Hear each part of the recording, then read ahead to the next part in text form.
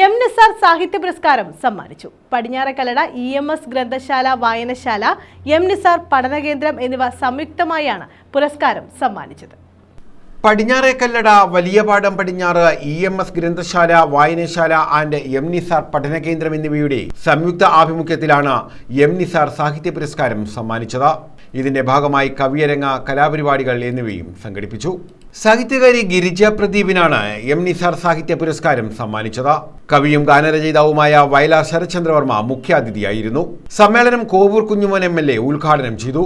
നമ്മൾ ചിന്തിക്കാൻ കഴിയാത്ത തരത്തിൽ ഈ നാടിനെ മലീമസമാക്കുന്ന തരത്തിലേക്കുള്ള ദുഷ്പ്രവർത്തികൾ നമ്മുടെ കുട്ടികളടക്കം ചെയ്തുകൊണ്ടിരിക്കുന്നത് എല്ലാം നമുക്ക് മനസ്സിലാക്കാൻ കഴിയുകയാണ്.